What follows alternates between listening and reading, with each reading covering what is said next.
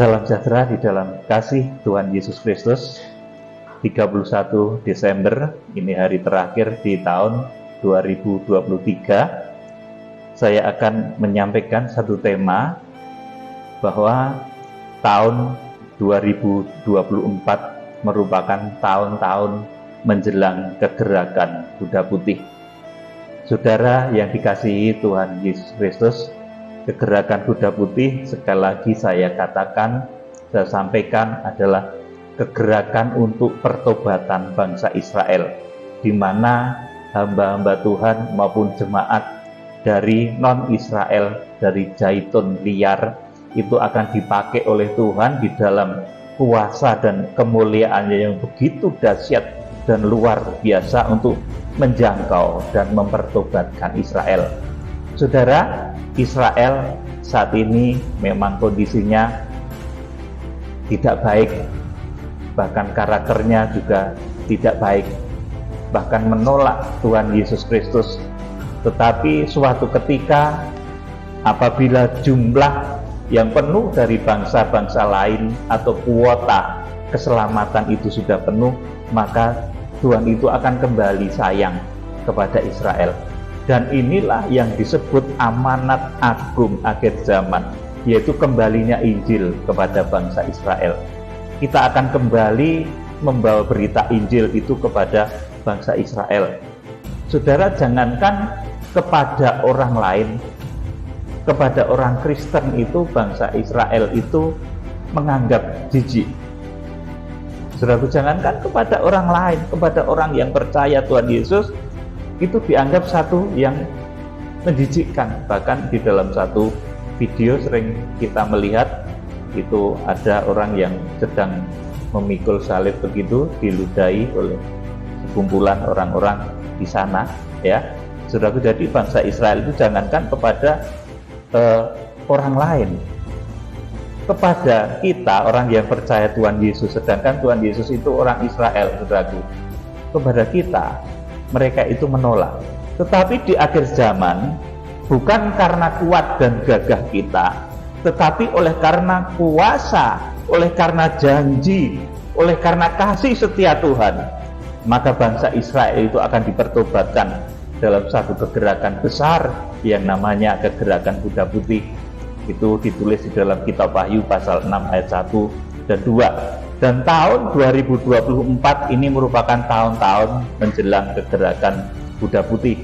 Saya tidak akan menyampaikan mengenai kapan hari kedatangan Tuhan, karena Tuhan pun ditanya juga enggak jawab. Oleh karena itu, saya sebagai hamba Tuhan juga meneladani Tuhan Yesus Kristus.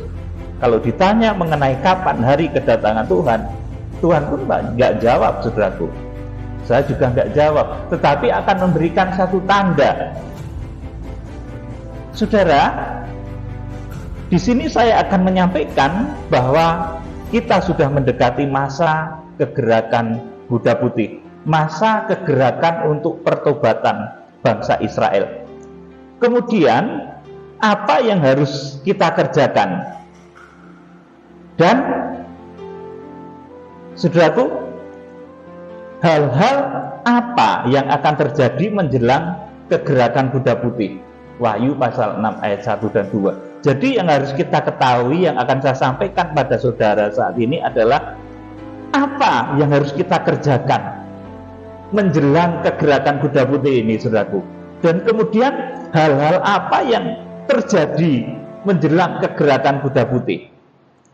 Saudara yang dikasihi Tuhan, yang pertama yang harus dipenuhi oleh gereja Tuhan dari Zaitun liar, gereja Tuhan non-Israel, orang-orang yang percaya Tuhan Yesus Kristus yang berasal dari non-Israel, mereka harus memiliki standar iman sebagai jemaat-jemaat yang terbentuk, jemaat-jemaat yang terdidik, kemudian juga jemaat-jemaat yang tertempa, laksana 7 kaki dian dari emas. Jadi jemaat yang terdidik, tertempa, teruji.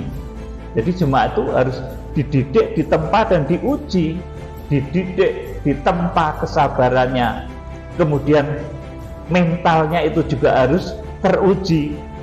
kesabarannya harus teruji, saudaraku, sampai memiliki karakter laksana 7 kaki dian emas.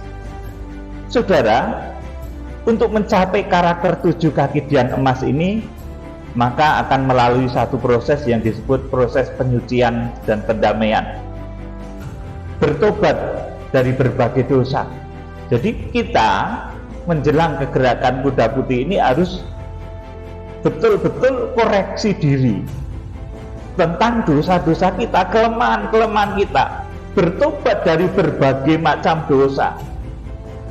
Tidak hanya saudara, saya pun dikoreksi oleh Tuhan dalam hal-hal tertentu supaya setiap hari, setiap detik, setiap menit, setiap jam saya mengalami penyucian yang semakin baik. Demikian pula saudara, bertobat dari berbagai ragam dosa, bertobat dari berbagai macam keinginan hawa nafsu daging, iri, saudaraku. Iri kalau temannya diberkati, temannya sukses, itu malah iri, saudaraku. Kita jangan sampai ada hal yang seperti itu. Kalau kita melihat teman kita berhasil sukses, saudara, teman karib saudara mungkin mengalami satu keberhasilan, kita jangan iri, saudaraku. Kemudian menjadi dengki, kemudian menjadi tamak juga, saudaraku. Jangan menjadi orang-orang akhir zaman itu, menjadi orang yang tamak, yang rakus akan harta. Kalau sudah mengejar harta, jangankan, saudaraku, ibadah, saudaraku, pasti ditinggalkan juga. Oh, karena sedang kepentingan bisnis, maaf ya, saya tidak bisa ibadah. Saudaraku, itu saudaraku, kadang kita itu lebih mengutamakan segala sesuatu yang sifatnya itu kedagingan, tamak, rakus dengan keinginan-keinginan daging. Kalau sudah mengejar keinginan daging, kita melupakan persekutuan terhadap Tuhan. Kita melupakan hari-hari sabat kita kepada Tuhan. Saudara, saya beritahu, sabat itu tidak hanya hari Minggu seperti ini, tetapi dimanapun satu hari di mana saudara dan beberapa orang itu bersepakat mengadakan satu pertemuan kudus, itulah sabat bagi Tuhan. Jadi sabat itu bukan hari Minggu saja, bahkan hari Sabtu bisa jadi. Bahkan asalnya memang hari Sabtu, hari sabat itu, saudaraku. Bisa juga hari Jumat atau hari Kamis, di mana ada sekelompok orang, saudara dan sekelompok orang itu bersepakat mengadakan hari kudus bagi Tuhan, mengadakan hari ibadah bagi Tuhan. Itulah sabat bagi Tuhan, dan ini harus, saudaraku, kita utamakan. Jadi nanti kita menjelang masuk di dalam kegerakan kuda putih, kita harus teruji mengutamakan Tuhan. Saya tidak hanya menegur jemaat, bahkan kalau anak saya sendiri itu mengalami keliru, kurang mengutamakan ibadah, itu saya tegur, saudaraku. Saya tegur dengan lembut, kadang juga dengan agak keras, saudaraku. Jadi kita menjelang kegerakan kuda putih ini, kita harus mengalami penyucian, pendamaian, dan kita harus mengutamakan Tuhan. Kita terhindar dari keinginan hawa nafsu daging, iri, dengki, tamak, dan rupa-rupa keinginan daging. Saudara, ketika terjadi penyucian pendamaian itu, saudaraku, kita dipahamkan oleh Tuhan bahwa nikmat dunia ini hanyalah fana, kenikmatan semu. Beberapa hari ini, saudaraku, saya ini juga bukan orang yang terlalu kekurangan begitu, saudaraku. Tuhan mencukupi segala sesuatu, menggerakkan orang-orang yang diberkati untuk mencukupi pelayanan. Tetapi ketika saya melihat dunia dan keindahannya ini, saudaraku, ini terasa bahwa nikmat dunia ini hanyalah fana. Betul-betul merasakan hal itu. Nah, pelaku-pelaku kegerakan kuda putih itu harus sadar bahwa segala macam keinginan duniawi, saudaraku, segala macam nikmat di dunia ini hanyalah fana, kenikmatan semu. Bahkan dunia ini terasa seperti tidak indah lagi. Karena kita melihat betapa dunia ini sudah dipenuhi dengan berbagai dosa dan tipu muslihat. Saudaraku, kalau saudara melihat perpolitikan yang sekarang sedang marak, saudaraku, di sana banyak hal-hal yang kurang tepat juga. Tidak itu saja, saudara, tetapi berbagai macam kejahatan manusia itu terjadi di mana-mana. Saudaraku, di kota-kota besar, prostitusi menjamur di mana-mana, saudaraku. Kejahatan, penipuan dan lain sebagainya terjadi di mana-mana. Manusia sudah menumpuk dosa. Itulah sebabnya orang-orang yang masuk di dalam kegerakan kuda putih, orang-orang yang akan dipakai oleh Tuhan untuk menginjili bangsa Israel, itu melihat keindahan dunia yang ada sekarang ini sebagai sesuatu yang begitu fana. Dunia ini tidak terasa indah lagi, saudaraku, karena tanah air kita sesungguhnya itu surga, langit baru dan bumi baru.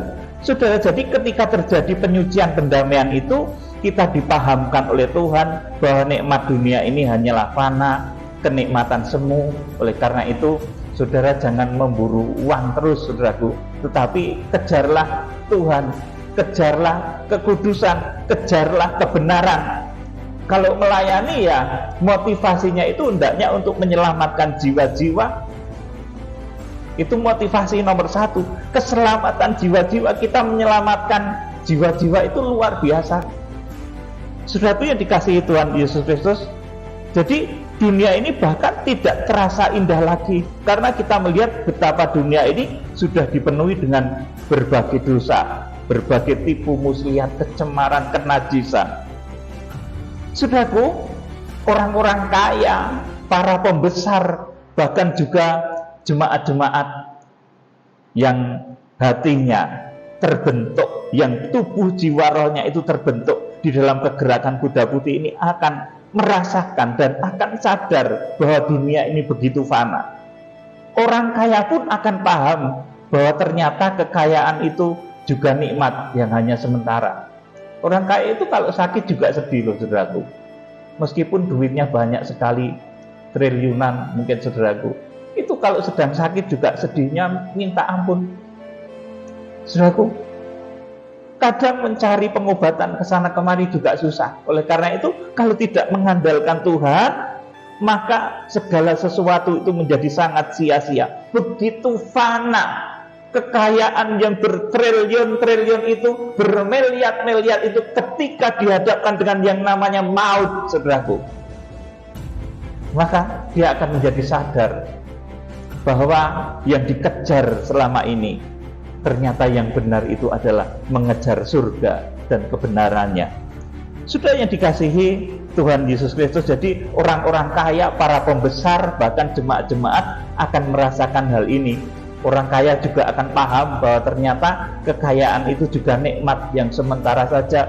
Para pembesar yang memiliki jabatan juga akan merasakan bahwa jabatan itu sekedar kebanggaan semu.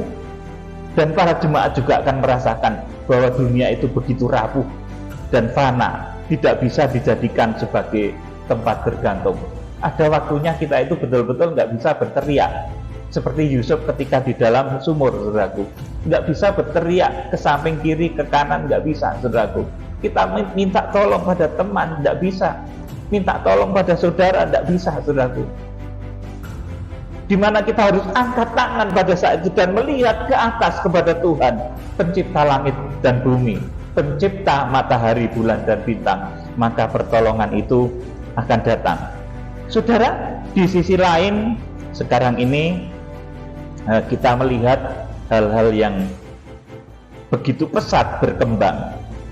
Dunia ini mulai menghimpit, saudaraku, menghimpit privasi manusia dengan sistem digital. Kalau saudara melihat program-program yang sedang dan akan dikerjakan oleh negara-negara di akhir zaman, di mana suatu ketika semua manusia itu akan dikendalikan oleh sistem digital. bagaikan robot, saudaraku. Dan itu arahnya nanti adalah Wahyu pasal 13 ayat 16 sampai 18. Datangnya masa antikris dan pemberian tanda karagma 666. Saudara, saya dengar satu berita tahun depan itu konon KTP akan ganti-ganti ya, akan dilengkapi dengan sistem barcode, apa itu namanya, yang lebih canggih lagi pokoknya dari yang sekarang ini, di mana segala macam informasi nanti akan ada di sana ya saudaraku. Bahkan saudara, sekarang ini segala sesuatu itu bisa diakses oleh penguasa, oleh sistem yang berkuasa. Dari posisi saudara, aktivitas saudara, sampai kekayaan saudara itu bisa diakses. Saudaraku, ini zaman yang semakin menuju kepada kegenapan Wahyu pasal 13 ayat 16 sampai 18. Datangnya masa antikris dan pemberian tanda karagma, puncak digitalisasi sistem yang nanti memungkinkan manusia itu dikontrol segala aktivitasnya, kemudian segala harta kekayaannya itu akan terkontrol, saudaraku. Sekarang orang tidak bisa lagi menyembunyikan kekayaan bertriliun-triliun, bermiliar-miliar, tidak bisa, karena sudah dikontrol dengan satu sistem, saudaraku. Kemudian yang kedua, saudaraku, kalau jemaat-jemaat harus terbentuk, terdidik, laksana 7 kaki dian emas menjelang kegerakan kuda putih, maka kita akan melihat beberapa hal. Yang pertama, ini ditulis dalam kitab Wahyu pasal 5 ayat 1. Itu yang akan kita lihat menjelang kegerakan kuda putih. Itu hati bangsa Israel terhadap Injil, terhadap negara-negara sekitar, itu akan semakin keras. Seperti di awal saya katakan, jangankan kepada orang lain, kepada orang-orang Kristen saja mereka itu keras dan merasa jijik. Nanti kita akan membaca di dalam kitab Wahyu pasal 5 ya, secara keseluruhan. Kemudian yang kedua, menjelang kegerakan kuda putih ini, saudaraku, ada suasana keputusasaan, nyaris putus asa, keprihatinan dari orang-orang percaya atas sikap Israel yang keras hati dan tegar tengkuk. Ini ditulis di dalam kitab Wahyu pasal 5 ayat 2 sampai yang kelima. Jadi ada satu keprihatinan yang mendalam. Kenapa bangsa Israel, di mana di sana Tuhan Yesus dilahirkan, tetapi Injil malah ditolak di sana? Saudaraku, terjadi satu keprihatinan atas orang-orang percaya kepada sikap Israel yang keras hati. Ini Wahyu pasal 5 ayat 2 sampai kelima, nanti kita akan baca. Kemudian, saudaraku, karena Israel itu betul-betul keras hati, maka akan terjadi mujizat yang dilakukan Tuhan Yesus Kristus melalui hamba-hambanya. Jadi menjelang kegerakan kuda putih nanti akan ada pentahbisan, pelantikan hamba-hamba Tuhan yang diurapi, jemaat-jemaat yang diurapi. Mereka akan diberikan tanda-tanda mujizat yang dahsyat untuk melakukan kegerakan kuda putih, untuk mempertobatkan Israel. Ini Wahyu pasal 5 ayat 6 sampai 10. Kemudian selanjutnya, tanda yang akan menyertai kegerakan kuda putih itu akan terjadi kelimpahan yang dahsyat yang meliputi 7 perkara kepada jemaat maupun hamba-hamba Tuhan yang dipakai di akhir zaman dalam kegerakan kuda putih. Ini Wahyu pasal 5 ayat 11 sampai 14. Kemudian yang terakhir, akan terjadi pentahbisan secara spiritual bagi jemaat-jemaat dan hamba-hamba Tuhan yang akan dipakainya. Kita akan membaca apa yang sudah saya sampaikan tadi di Wahyu pasal 5 ayat 1 sampai 14. Dibacakan Pak Nendra. Ini jelang kegerakan kuda putih, ini keadaannya sedemikian rupa. Yuk, maka dibacakan. aku melihat di tangan kanan dia yang duduk di atas tahta itu sebuah gulungan kitab yang ditulisi sebelah dalam dan sebelah luarnya dan dimeterai dengan 7 meterai. Ya, terus. Dan aku melihat seorang malaikat yang gagah yang berseru dengan suara nyaring katanya, "Siapakah yang layak membuka gulungan kitab itu dan membuka meterai-meterainya?" Amin. Saudaraku, jadi ini gulungan kitab yang ditulisi sebelah dalam dan sebelah luarnya dan dimeterai dengan ketujuh meterai ini adalah kekerasan hati bangsa Israel yang masih tercermin sampai saat ini di dalam sikapnya kepada bangsa-bangsa sekitar, di dalam sikapnya ketika menghadapi Injil. Sampai dikatakan oleh Rasul Paulus bahwa mengenai Injil mereka itu seteru oleh karena kamu, tetapi mereka juga adalah bangsa pilihan. Sudah jadi bangsa Israel itu hatinya memang sangat keras untuk menerima Tuhan Yesus, pun sangat keras sampai saat ini. Sebagian besar bangsa Israel itu belum menerima Injil, belum mengakui Tuhan Yesus Kristus sebagai Mesias yang dijanjikan. Ini poin yang penting yang harus kita garis bawahi dan menjadi target dari kegerakan kita, dari hamba-hamba Tuhan di akhir zaman, bahwa kita harus memiliki kerinduan, kita harus memiliki hati yang terbeban untuk menjangkau familinya Tuhan Yesus Kristus. Secara fisik, secara daging, bangsa Israel itu famili, keluarganya Tuhan Yesus, tetapi Injil yang dibawa Tuhan Yesus Kristus itu oleh keluarganya sendiri ditolak. Nah, ini kewajiban kita. Amanat Roma pasal 11 katakan, oleh kemurahan yang kamu peroleh, maka nanti mereka juga akan beroleh kemurahan. Artinya, lewat, saudaraku, 7 perkara dasar yang kita terima karena kita menerima Injil, menerima Tuhan Yesus, anak domba yang tersembelih itu, maka kita diperlengkapi dengan 7 kuasa yang begitu dahsyat. Maka kita harus menjangkau bangsa Israel, kita harus menginjil bangsa Israel. Ingat, bangsa Israel itu sebagian besar belum menerima Tuhan Yesus Kristus. Saudara, adakah saudara itu hatinya terbeban untuk menginjili bangsa Israel, atau saudara diem, skeptis, saudaraku, bahkan pesimis? Mana mungkin saya ini bisa menginjil bangsa Israel, saudaraku? Karena memang kalau menginjil, ini sudah berulang saya sampaikan ya, di pedalaman-pedalaman Afrika itu begitu mudah. Menginjil di pedalaman-pedalaman Amerika Selatan itu begitu mudah, di tempat-tempat lain itu begitu mudah. Tetapi ketika membawa Injil ini kembali kepada Israel, kita harus menginjil saudara, familinya, keluarganya Tuhan Yesus sendiri. Ini berat karena mereka orang yang ngerti Alkitab. Kita butuh mujizat yang datangnya dari Tuhan, yang nanti wujudnya adalah pembukaan 7 meterai. Nah, di Wahyu pasal 5 ini, tokoh-tokoh yang akan dipakai itu dipersiapkan oleh Tuhan, akan dilantik, diwisuda oleh Tuhan menjadi alatnya di akhir zaman.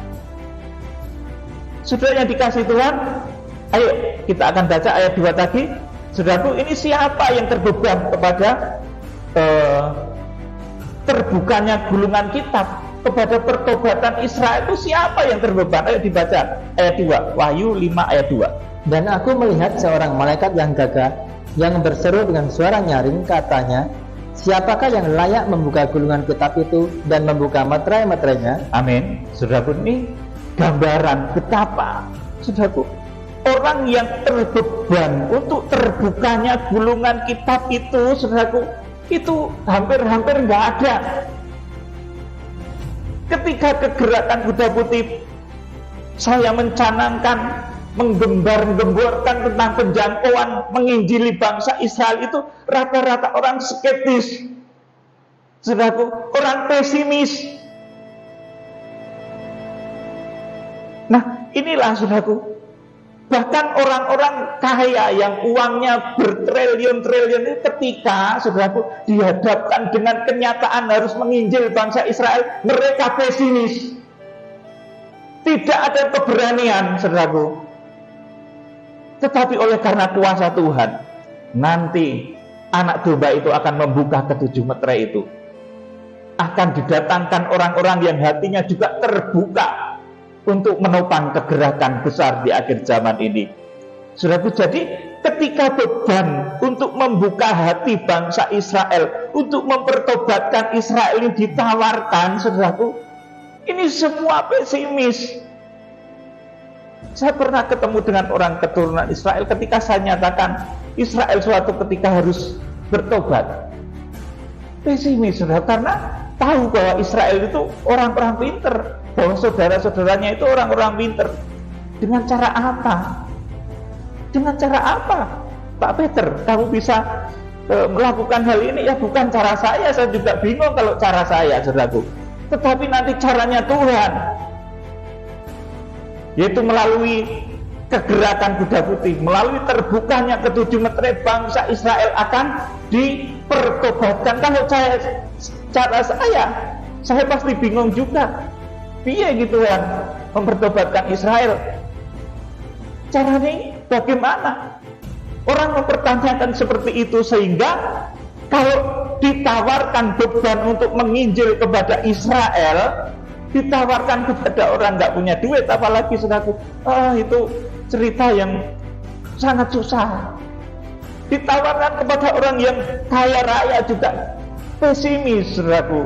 Tetapi ketika nanti anak domba itu membuka meterainya, akan terjadi kegerakan besar. Orang-orang yang hatinya tertutup pun nanti akan dibuka oleh Tuhan Yesus untuk menopang kegerakan besar akhir zaman ini. Kemudian ayat 3 dibacakan. Tetapi tidak ada seorang pun yang di sorga, atau yang di bumi, atau yang di bawah bumi, yang dapat membuka gulungan kitab itu, atau yang dapat melihat sebelah dalamnya. Amin. Sekali lagi, jadi untuk terbukanya mata hati bangsa Israel itu tidak ada yang bisa. Seperti ketika saya ditanya seseorang dari keturunan Israel tadi, bagaimana Pak Peter caranya Bapak untuk menyelamatkan saya? Bukan cara saya. Kalau saya nggak bisa, tapi ini caranya Tuhan. Nanti ketika kita Wahyu pasal 5 ini digenapi, Tuhan membuka ketujuh meterai, dan pelaksanaan pembukaan ketujuh meterai itu nanti akan dipercayakan kepada hamba-hambanya yang ditahbis dan dilantiknya. Kemudian ayat yang kelima, ayat 4 maksud saya. Maka menangislah aku dengan amat sedihnya, karena tidak ada seorang pun yang dianggap layak untuk membuka gulungan kitab itu ataupun melihat sebelah dalamnya. Ayat 5. Lalu berkatalah seorang dari tua-tua itu kepadaku, jangan engkau menangis, sesungguhnya singa dari suku Yehuda, yaitu tunas Daud, telah menang, sehingga ia dapat membuka gulungan kitab itu dan membuka ketujuh meterainya. Amin. Singa dari suku Yehuda. Suku Yehuda itu merupakan salah satu dari suku-suku di Israel. Ini bukan anaknya Rahel, tetapi ini anaknya Lea. Ya saudaraku, anak Yakub dari Lea. Dan ternyata dari Yehuda ini nanti muncul tunas Daud, yang kita ketahui pada akhirnya itu adalah Tuhan Yesus Kristus. Itu dari suku Yehuda. Tuhan Yesus bukan suku Lewi, ya. Jadi kalau ada yang mengajar Tuhan Yesus suku Lewi, itu keliru, ya saudaraku. Tuhan Yesus dari Yehuda. Saudaraku, tunas Daud telah menang sehingga ia dapat membuka gulungan kitab itu dan membuka ketujuh meterainya. Yang bisa mempertobatkan Israel itu Tuhan Yesus sendiri, dengan caranya, bukan dengan cara saya. Kalau saya mengabarkan hal ini, saudaraku, ini saya hanya menyampaikan apa yang ada di dalam Alkitab ini, bahwa Tuhan akan mengerjakan ini di akhir zaman. Dan untuk pengerjaannya, untuk mempertobatkan Israel, Tuhan akan pakai hamba-hambanya yang diurapinya, yang disebut ketujuh bintang, yang disebut sebagai ketujuh malaikat sidang, yang di dalam Wahyu pasal 10 disebut sebagai ketujuh guru. Saudaraku yang dikasihi Tuhan, ayat yang ke-6. Maka aku melihat di tengah-tengah tahta dan keempat makhluk itu, dan di tengah-tengah tua-tua itu berdiri seekor anak domba seperti telah disembelih, bertanduk 7 dan bermata 7. Itulah ketujuh roh Allah yang diutus ke seluruh bumi. Ayat 7. Maka datanglah anak domba itu dan menerima gulungan kitab itu dari tangan dia yang duduk di atas tahta itu. Terus Ketika ia mengambil gulungan kitab itu, tersungkurlah keempat makhluk dan ke-24 tua-tua itu di hadapan anak domba itu, masing-masing memegang satu kecapi dan satu cawan emas, penuh dengan kemenyan. Itulah doa orang-orang kudus. ayat 9. Dan mereka menyanyikan suatu nyanyian baru, katanya, Engkau layak menerima gulungan kitab itu dan membuka meterai-meterainya, karena engkau telah disembelih, dan dengan darahmu engkau telah membeli mereka bagi Allah dari tiap-tiap suku dan bahasa dan kaum dan bangsa. Terus Dan engkau telah membuat mereka menjadi suatu kerajaan dan menjadi imam-imam bagi Allah kita, dan mereka akan memerintah sebagai raja di bumi. amin. Ini proses ketika Tuhan Yesus itu dianggap layak untuk membuka ketujuh meterai, membuka gulungan kitab yang dimeterai dengan ketujuh meterai itu. Dia dianggap layak karena dia dengan darahnya, dengan pengorbanannya, dia disalibkan, dia dihina, diludahi. Saudaraku, nah itu Tuhan kita. Makanya orang yang ke sana, orang yang percaya Tuhan Yesus Kristus, memikul salib, kemudian di sana sedang ada perayaan tertentu, kemudian meludahi orang itu di depannya, saudaraku, ya itu masih wajar-wajar. Tuhan Yesus Kristus itu malah disalib di sana oleh orang-orang Israel sendiri, saudaraku.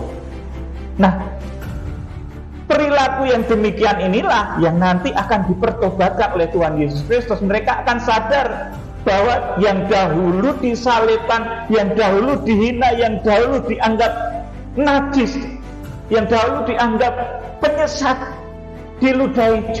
Itu saudaraku, masa mempelai pria, masa Mesias kayak gini diludahi.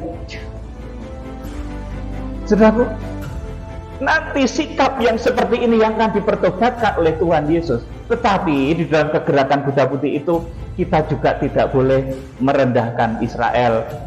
Kita tidak boleh ikut-ikutan mengutuk bangsa Israel, tetapi dengan cara kasih yang luar biasa. Nanti akan dengan datang mujizat-mujizat yang begitu dahsyat.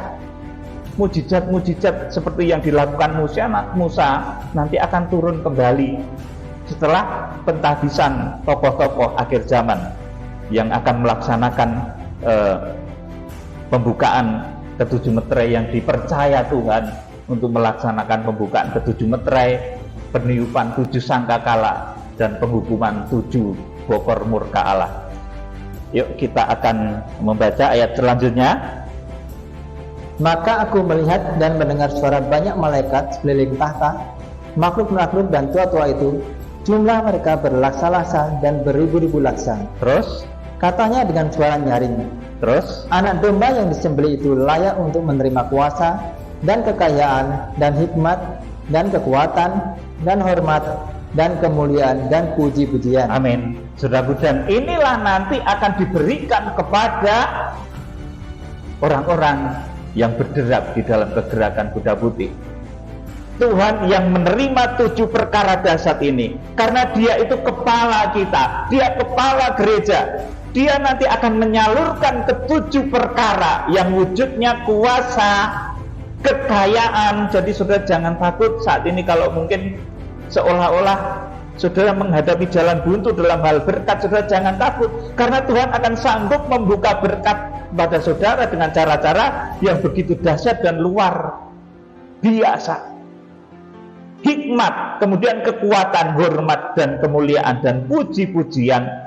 Jadi 7 perkara besar yang menjadi milik Kristus ini akan dipercayakan kepada hamba-hambanya di akhir zaman, akan dipercayakan kepada jemaat-jemaatnya di akhir zaman menjelang kegerakan kuda putih.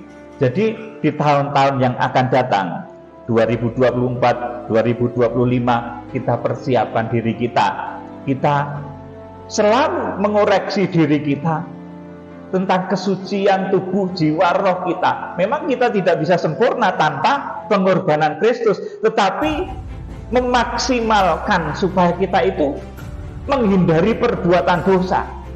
Selebihnya daripada itu, korban Kristus yang akan menyempurnakan kita. Sudah, kita akan membaca ayat yang ke-13. Dan aku mendengar semua makhluk yang di sorga, dan yang di bumi, dan yang di bawah bumi, dan yang di laut, dan semua yang ada di dalamnya berkata, bagi Dia yang duduk di atas tahta, dan bagi Anak Domba adalah puji-pujian dan hormat, dan kemuliaan, dan kuasa, sampai selama-lamanya. Ayat 14. Dan keempat makhluk itu berkata, amin. Dan tua-tua itu jatuh tersungkur dan menyembah. Amin. Jadi sekali lagi saya akan sampaikan kepada saudara, menjelang kegerakan kuda putih itu yang kita akan segera songsong, kita menjelang itu belum ya saudaraku.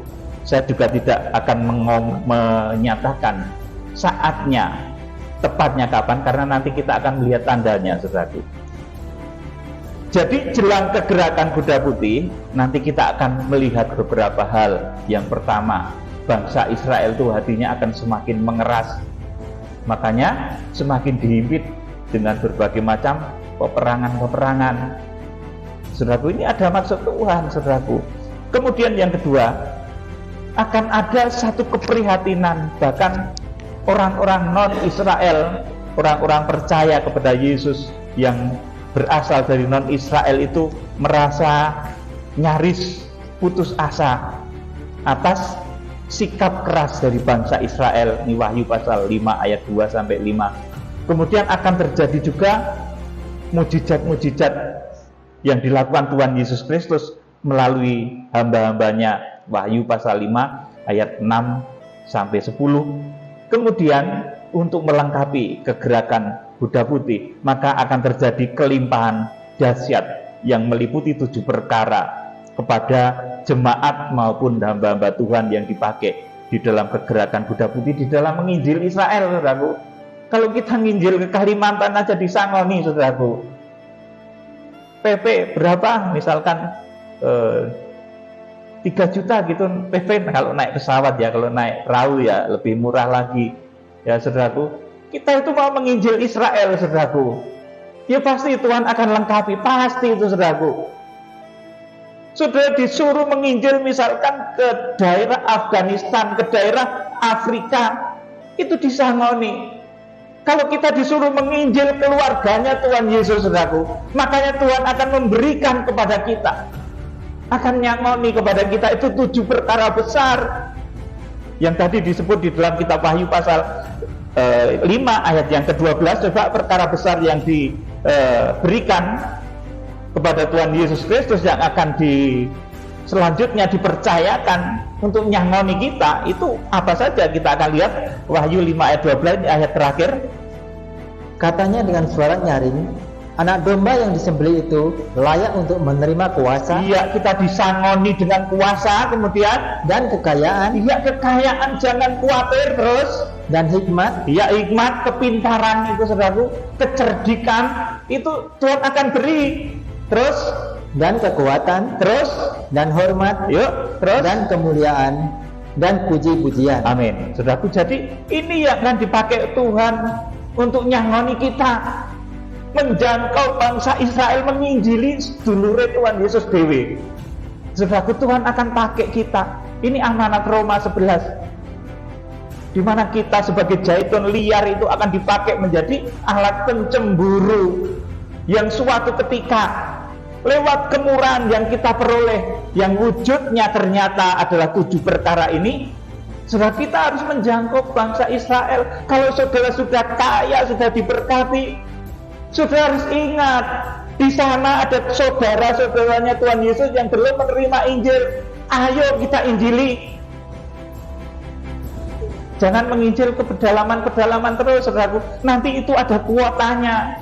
Roma pasal 11 itu katakan, apabila bilangan dari bangsa non-Israel itu sudah penuh, jumlah dari bangsa-bangsa lain itu sudah penuh, maka kasih Tuhan akan kembali kepada bangsa Israel. Nah, ini yang terjadi di dalam kegerakan kuda putih. Nanti ketika kuota bilangan jumlah orang selamat dari non-Israel itu sudah penuh, nanti kasih Tuhan akan kembali kepada bangsa Israel. Dan untuk mempertobatkan Israel, karena Israel itu keras kepala, tegar tengkuk, bahkan sifatnya juga saya bilang buruk saat ini, saudaraku. Itu harus dipertobatkan. Dan Tuhan bukan memberikan kita itu sesuatu yang kosong, tetapi ketika kita menginjili bangsa Israel, segala kelengkapan surgawi itu akan diberikan kepada kita. Tetapi meskipun demikian, kita juga jangan menjadi sombong. Suratan Rasul Paulus juga katakan gitu, jangan kamu menganggap dirimu pandai. Meskipun kita dipakai untuk menjangkau bangsa Israel, tetapi jangan menganggap dirimu pandai. Karena bangsa Israel itu, saudaraku, nanti akan dicintai Tuhan lagi di akhir zaman. Bukan karena kehebatan atau kebaikan dia, tetapi karena janji dan kasih setia. Karena dikatakan, kalau tentang Injil, mereka itu seteru Allah karena kamu.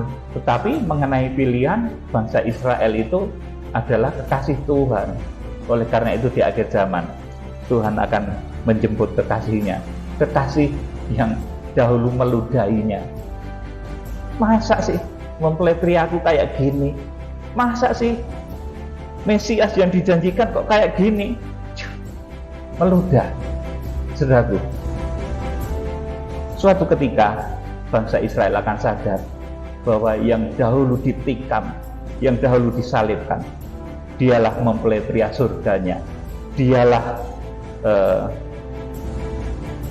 Mesias yang dijanjikan untuk bangsa Israel, bahkan untuk seluruh dunia. Kiranya Tuhan Yesus Kristus memberkati. Mari kita pujikan, kurasakan kasih-Mu Tuhan.